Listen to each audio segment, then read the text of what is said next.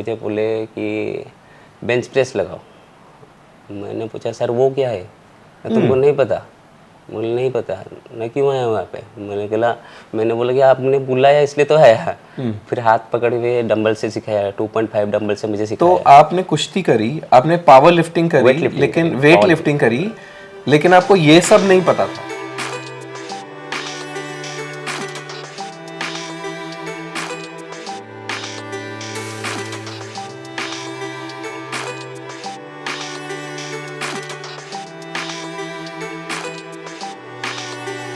ये है डे 3 और आज हमने प्लान किया था कि पूरी हमारी बॉडी बिल्डिंग टीम के साथ एक अच्छा सा बीच पे शूट करेंगे। Sunrise you can see right behind me, और हम जा रहे हैं करने। आई शो यू पूरी टीम। There is Supradeep Bablu as he is called, and I think उनका नाम है विनय। उनका नाम मैं जानता नहीं हूँ, क्या नाम है? मानस है उधर स्कूटी पे। ये मेरे को लेके जा रहे हैं। आपका नाम क्या है?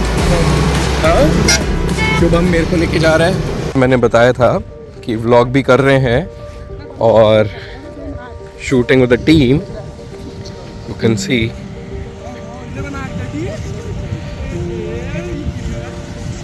ऑलराइट, तो जैसा कि आप सब जानते हैं कि ऑल अबाउट फिटनेस स्टोरीज तो एक इंटरव्यू का यूट्यूब चैनल है जहाँ पे हम दुनिया भर के लोगों से बात करते हैं, बॉडी बिल्डर्स से बात करते हैं और उनकी बातों के जरिए आपको मोटिवेट करते हैं। लेकिन मैंने एक नया चैनल शुरू किया है कॉल्ड निपुण फिटनेस व्लॉग्स, क्योंकि मैं इतना दुनिया भर में, देश भर में ट्रैवल करता हूँ, सारे लोगों से मिलता हूँ, नए नए शहर घूमता हूँ, तो मैंने सोचा इसी जरिए आपको भी मिलवा दूँ लोगों से और दिखा दूँ बहुत सारे नए शहर। तो जाइए निपुण फिटनेस व्लॉग सर्च कीजिए और चैनल को सब्सक्राइब कीजिए। उस पर बहुत सारी रेगुलर ट्रैवल वीडियोज़ और body building fitness related videos आने वाली हैं, और सारे YouTube पे ऑल अबाउट फिटनेस स्टोरीज पे आपको मिलेंगे इंटरव्यू वीडियोस। मैं सुप्रदीप खुंटिया, मैं 29 साल का हूँ। माय नेम इज मानस महाराणा। नाम अर्जी जना है। नाम सिद्धार्थ है। नाम हूँ बी काबुला बेहरा। मोर बयस 32 वर्ष। नाम रॉकी है, मैं 23 साल का हूँ। Hi everyone, my name is Vinay Sahu, I am from Puri. Right guys, welcome to all about fitness stories. जैसा आप जानते हैं मैं आया हूँ उड़ीसा। ये मेरी मेडन ट्रिप है, पहली बार आया हूँ उड़ीसा। और पिछले काफ़ी इवेंट्स में, चाहे वो नरेश सूर्या है, IBBF मिस्टर इंडिया है और बाकी चैंपियनशिप्स हैं, हमने हर जगह देखा कि उड़ीसा के body builders are possibly some of the most talented body builders in India. लेकिन वहाँ पे इंस्टाग्राम का या मार्केटिंग बहुत कम है, इसलिए आप उड़ीसा के बहुत ज़्यादा बॉडी बिल्डर्स को शायद नहीं जानते होंगे। इसी एफर्ट के साथ अनिल गोचीकर भाई, जो उड़ीसा के शायद सबसे ज़्यादा पॉपुलर और सबसे ज़्यादा सक्सेसफुल बॉडी बिल्डर हैं, उन्होंने अपनी एक चैम्पियनशिप में हमें यहाँ बुलाया और हमने डिसाइड किया कि यहाँ के कुछ अच्छे बॉडी बिल्डर्स के साथ हम उनकी स्टोरीज़ आपके सामने लेके आएँ। तो आज मेरे साथ हैं Vinay Sahu. Vinay, welcome to all about fitness stories. Thank you. How are you Vinay? कल चैंपियनशिप है आपकी? हाँ, सॉलिड लग रहा है बिल्कुल। हाँ अभी तो राय है। कल का अपलोड होगा, फिर स्टेज को ऊपर आग लगेगा। क्या लग रहा है कल क्या होने वाला है? ऑब्वियसली फर्स्ट आऊँगा। ऑब्वियसली फर्स्ट आएंगे। हाँ। मैंने सुना है बड़ी टफ चैंपियनशिप होने वाली है, क्योंकि स्टेट लेवल चैंपियनशिप है वैसे भी। हाँ, स्टेट लेवल चैंपियनशिप में 2020 में मैं गोल्ड मारा था ऑलरेडी। मुझे पता है किस टाइप के लड़के आएंगे और कौन कौन आएगा, शायद उड़ीसा में कौन बेटर है वो कैटेगरी में। तो मुझे लगता है मैं उनको बेट कर पाऊंगा। उनका वीक पॉइंट का है, मेरा वो स्ट्रांग पॉइंट है। नाइस। तो बॉडी बिल्डिंग में ना मेरे को एक चीज़ लगती है कि सब बॉडी से जज करते हैं, लेकिन हर एक इंसान की एक बहुत अच्छी स्टोरी है, एक डीप कहानी है उसके जज्बातों की, उसके जर्नी की, कि वो आज यहाँ तक कैसे पहुँचा। उसके अलावा बॉडी बिल्डिंग अपने आप में ही बहुत डिफिकल्ट गेम है, बिकॉज आपको अपने शरीर को इतनी सारी चीज़ें करनी पड़ती हैं और जो आपके साथ होता है वो सिर्फ आप ही जानते हो, राइट? तो बॉडी बिल्डिंग का आपके हिसाब से सबसे अच्छा और सबसे मुश्किल चीज़ क्या है?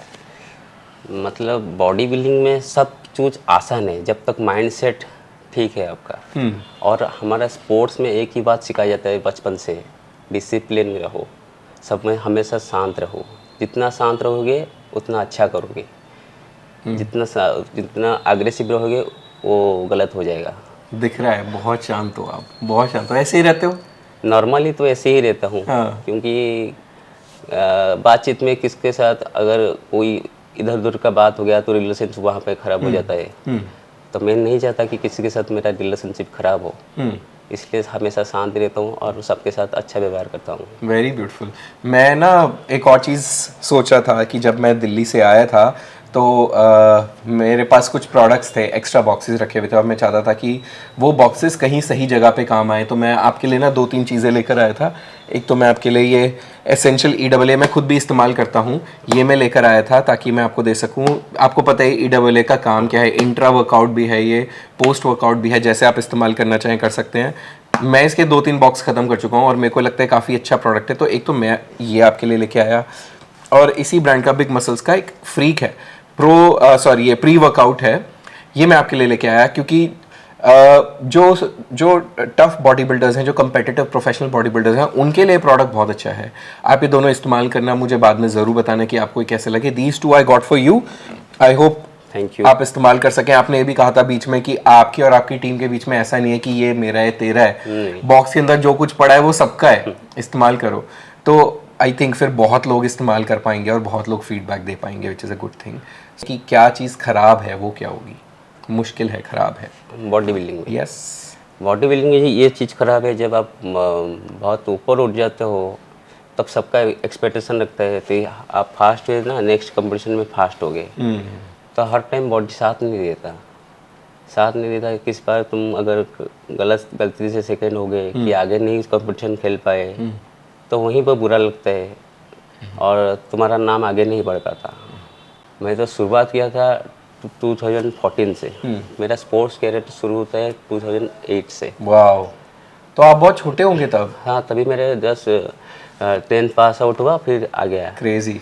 तभी फास्ट हमारा यहाँ का सबसे लोकल होता है रेसलिंग। हाँ, सबको आता है। अच्छा, कुश्ती इतना हाँ, यहाँ चलन पे है लोकल पे। गेम है रेसलिंग। उड़ीसा में पूरी सबसे अच्छा होता है। वो देसी कुश्ती की बात कर रहे हैं ना हम, अखाड़े में। हाँ, मैं पहले जिम ज्वाइन किया, उससे पहले कभी स्कूल में स्पोर्ट्स नहीं लिया था। ये फास्ट 10 पास आउट हुआ, फिर जिम ज्वाइन करा, वहाँ पर रेसलिंग मैट पड़ा था। 2-4 दोस्त वहाँ पे कर रहे थे, वो बुला दिए, फिर वहाँ पे गया, रेसलिंग सीखा। 8-9 महीना हो गया, फिर 1 साल में जिम बंद करना पड़ा कि कोई प्रॉब्लम की वजह से जिम बंद करना पड़ा, याद नहीं आता। फिर उसके बाद ज्वाइन किया वेट लिफ्टिंग, उसके बाद वेट लिफ्टिंग आया। वेट लिफ्टिंग किया 4 साल, वो अच्छा लगने लगा, वो गेम मुझे अच्छा लगा। गेम अच्छा लगा, 4 साल किया, उसमें मैं स्टेट खेला है। और फिर यूनिवर्सिटी कंपटीशन था, एक बार यूनिवर्सिटी कंपटीशन में पंजाब गया हूँ, अमृतसर, और एक बार गया हूँ राजस्थान, अच्छा, उदयपुर। उसके बाद अचानक यहाँ पर काफ़ी दूर दूर। हाँ, यहाँ पर वेट लिफ्टिंग बंद हो गया। जब बंद हो गया तब बहुत बुरा लगा, दिल पे लग गया, घर बैठ के रोया था। तब एक दोस्त ने मुझे बुलाया कि आओ, क्यों मन खराब कर रहे हो, जिम चलो मेरे साथ। वो तभी बॉडी बिल्डिंग कर रहा था। वो स्कूल का फ्रेंड था, उसका बॉडी अच्छा था, तभी उसका बॉडी अच्छा था 2014 में। बहुत पुराने, 8 साल हो गए, 9 साल। तो वो मुझे बुला के जिम लेके गया और मैं जिम ज्वाइन कर लिया। ज्वाइन कर गया, वो वहाँ पर सिर्फ एंटरटेनमेंट के लिए गया था, कुछ वर्कआउट तो नहीं जानते थे, जिम का वर्कआउट मुझे नहीं पता था। फिर वहाँ का जो ओनर है वो भुवनेश्वर के हैं, वो आए वहाँ पे, वो मुझे देखे और मेरा लेग्स सबसे बड़ा था वहाँ पे। वो मुझे बुला ले कि तुम भुवनेश्वर चले आओ। तो मैं भुवनेश्वर चला गया, उसके अगले दिन ही भुवनेश्वर चला गया। वो मुझे बोले कि बेंच प्रेस लगाओ। मैंने पूछा सर वो क्या है, तुमको नहीं पता? मुझे नहीं पता, मैं क्यों आया वहाँ पे? मैंने बोला कि आपने बुलाया इसलिए तो आया। फिर हाथ पकड़ के डंबल से सिखाया, 2.5 डंबल से मुझे सिखाया। तो आपने कुश्ती करी, आपने पावर लिफ्टिंग करी, लेकिन वेट लिफ्टिंग करी, लेकिन आपको ये सब नहीं पता था? नहीं, एक्सरसाइजेस के बारे में नहीं पता नहीं, वो सब मैंने कभी नहीं किया। मेरे से 4 साल वेट लिफ्टिंग में सिर्फ वेट लिफ्टिंग कर रहा था, स्क्वाट, डेडलिफ्ट, ये सब मार के स्नैच है और क्लीनर जर्क होता है वेट लिफ्टिंग में, वो सब किया था। मतलब ये बेंच प्रेस वगैरह वो मैं नहीं जानता था। अब बाहर में बेंच प्रेस 1-2 बार मारा था, मतलब डंबल में नहीं पकड़ा था कभी। अच्छा। हाँ, तो इधर सर ने सिखाया सब कुछ। तो वो जूनियर मिस्टर इंडिया कंपटीशन था, उसके लिए प्रिपरेशन कर रहे थे 2014 में। तो प्रिपरेशन कर रहे थे तो 1.5 महीना में बॉडी फुल कंडीशनिंग हो गया, पूरा रिप्ड हो गया। वो जितना डाइट बोलते थे मुझे उससे ज़्यादा कुछ भी नहीं खाता था। और वर्कआउट मुझे बोलते थे 100 रिपीटेशन मारो, ये मैं तो वो 200 मार लेता था। खाने के लिए देते थे दिन का 4 एग वाइट्स, 4 पीस चिकन, एक सैलड, एक आइटम बस, और पानी देते थे 250 ml। उसमें से वर्कआउट होता है, कार्डियो होता है, सब होता है, वो भी कर लिया। करने के बाद 7 दिन कंपटीशन था। कंपटीशन 7 दिन पहले और मैं नहीं कर पाया, बॉडी पूरा टायर्ड हो गया। मैंने बोला सर मैं नहीं कर सकता, 1.5 महीना से कर रहा हूँ वैसी तरह से, तो बॉडी पूरा रिप्ड हो गया और नहीं कर सकता। तभी मुझे आइडिया नहीं था बॉडी बिल्डिंग ऐसा होता है कि इतना डिफिकल्ट पेन होता है बॉडी बिल्डिंग, और मेंटली प्रिपेयर होना पड़ता है, मेंटली स्ट्रांग होना पड़ता है, ये सब मुझे नहीं पता था। बॉडी वीक लग रहा है, मैं वर्कआउट नहीं कर सकता, तो इधर रह के क्या करूँ। तो फिर चले गया। सर ने बोला ठीक है अभी मत जाओ, 7 दिन में जूनियर मिस्टर इंडिया है, तुम गोल्ड लाओगे, पक्का गोल्ड लाओगे। वो पहले से मिस्टर इंडिया रह चुके हैं, उनका नाम है पुन्नू महांती। जिम गया, वो सार आए, जिम में देखे, मुझे बोले कि तुम ट्रेनिंग दो। मैंने बोला क्या मुझे आता है ट्रेनिंग? नहीं, मैंने तुमको तुम्हारे अंदर नोटिस किया है, तुम ट्रेनिंग के लिए हो, तुम बॉडी बिल्डिंग नहीं करो, मत करो ट्रेनिंग। मुझे किसी ने बोला था कि आप बहुत सक्सेसफुल और पॉपुलर ट्रेनर हैं, है ना? सक्सेसफुल पॉपुलर इसलिए है कि मेरे पास कोई भी लड़का है, मेरे पास ना नहीं होता कि ऐसा नहीं हो सकता। जैसे भी तुम हो, जितने भी मेंटलिटी ख़राब हो, मैं सबको मोटिवेट करके बॉडी बिल्डिंग करवा दूंगा। उसका बॉडी तो डेफिनेटली चेंज कर दूंगा। जो भी नॉर्मल लोग आते हैं उनको बहुत ट्रांसफॉर्मेशंस की हैं आज तक। गाइस देखो, ये चीज़ ज़रूरी है, चाहे छोटा शहर हो, बड़ा शहर हो, मेट्रो सिटी हो, नॉन मेट्रो हो, जज्बा होना चाहिए that you can actually make a change. आप इम्पैक्ट डाल सकते हैं। Exactly what Vinay Sahu is doing.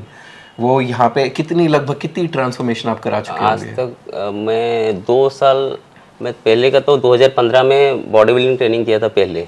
उस टाइम में मुझे कुछ नॉलेज भी नहीं था इतना, सिर्फ वर्कआउट का नॉलेज था, कोई सप्लीमेंट डाइट का नॉलेज नहीं था। तभी मैं 5 जनों को बॉडी बिल्डिंग कंपटीशन के लिए प्रिपरेशन करा, वो उड़ीसा में 2nd, 3rd, 4th हो गए। और एक लड़के ने यूनिवर्सिटी कंपटीशन करा, वो नेचुरल करा, no supplements, with only chicken और अंडे से, वो नेचुरल करके, और जो सप्लीमेंट यूज करते हैं उनको भी हरा दिया। क्या नाम है उनका? अजीत है, अजीत पंडा। अजीत पंडा। वो कल आएगा। खेल रहे हैं? नहीं, वो मेरे साथ तब से है, छोटा भाई जैसा है, मुझे बड़ा भाई जैसे मानते हैं। वो सॉफ्टवेयर इंजीनियर है, अभी मेरे साथ हमेशा। जैसे मैं आपको देख रहा हूँ, शायद आपका मुंह इस समय बहुत ड्राई है, बट आप बहुत शांत भी हैं एट द सेम टाइम। तो एक शायद मैच्योरिटी आपके पास, एक्सपीरियंस आपके पास आ गया है कि पागल नहीं होना, परेशान नहीं होना इन चीज़ों से। It's a part of the game, right? तो उस नज़रिए से ये जो सैक्रिफाइस है आपका, मतलब how do you control this urge कि थोड़ा सा तो पी ले, देख कौन रहा है?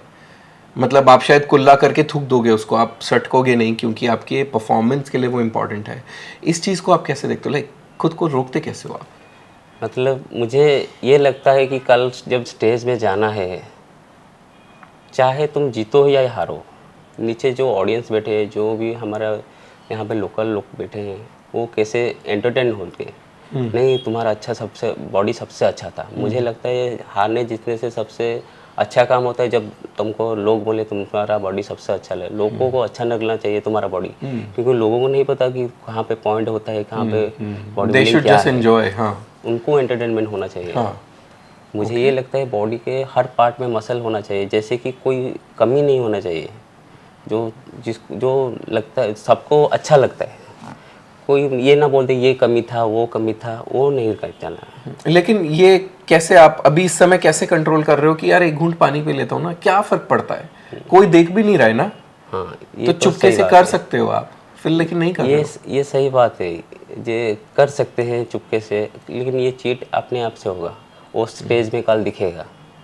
जो भी आप आज चीट करोगे वो स्टेज में कल दिखेगा। तो एक दिन अगर चीट हो गया तो अगले दिन आपका ख़त्म हो जाएगा, वो आपका पोजीशन ख़राब हो जाएगा। तो आपको सोचना है मुझे एक दिन मेहनत करके रहना है, या स्टेज में फिर थोड़ा सा कॉम्प्रोमाइज़ करके नीचे चले जाना है। फिर उसके बाद स्पोर्ट्स से आने से बहुत कुछ सीख सकोगे। जो डिसिप्लिन कैसे रहते हैं, डिसिप्लिन रहने से दिमाग ठंडा रहता है। पहले बात को सुनो, समझो, फिर बोलो।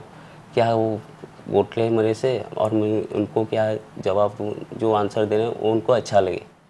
थोड़ा एक कंट्रोवर्सीज वगैरह भी आजकल बहुत बढ़ जा रही हैं, लोग एक दूसरे के बारे में बातें कर देते हैं, और ट्रेनिंग बिजनेस में तो बहुत ज़्यादा होता है कि एक दूसरे के स्टूडेंट्स तोड़ते हैं। क्या आपके साथ भी कुछ ऐसा हुआ है, कुछ ख़राब एक्सपीरियंसेस हुए हैं?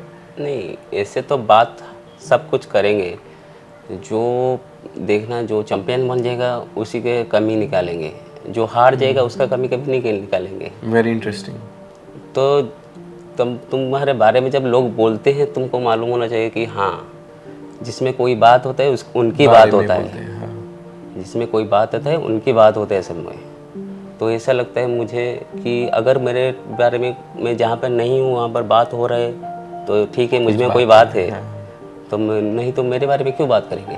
सो ब्यूटीफुल, जिसमें कोई बात होती है उसी के बारे में बात होती है। So beautiful, absolutely amazing. तो ये एक पंच लाइन बहुत प्यारी है और I think this is very motivating. आपको क्या चीज़ मोटिवेट करती है? मुझे अच्छा लगता है मोटिवेट, मुझे ये सब नहीं करता। मुझे किसी के बॉडी से देखने से जलन नहीं होता कि इसका बॉडी अच्छा है मेरा बॉडी ख़राब है।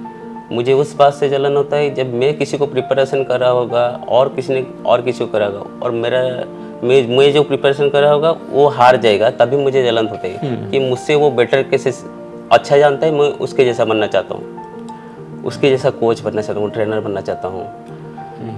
वो जैसे प्रिपेयर कर रहा है मुझे वो सीखना है, मुझे वो सीख के आगे बढ़ाना है। मैं सबको ट्रेनिंग देके फिर उनका गोल जो भी हो, जो जिम आते हैं सब बॉडी बिल्डिंग नहीं करते, करेक्ट। सबका गोल अलग अलग होता है। Correct. कोई फिटनेस के लिए आता है, कोई फैट लॉस के लिए आता है, करेक्ट। कोई मसल गेन के लिए आते हैं।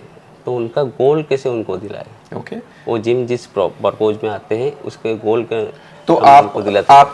आपके लिए आपको परेशानी तब होती है जब आपका स्टूडेंट नहीं जीत पाता, या कोई क्लाइंट उनका गोल फुलफिल नहीं हो पाता। गोल फुलफिल नहीं हो पाता, तो आपको बुरा लगता है इससे कि उनका गोल फुलफिल नहीं हो पा रहा।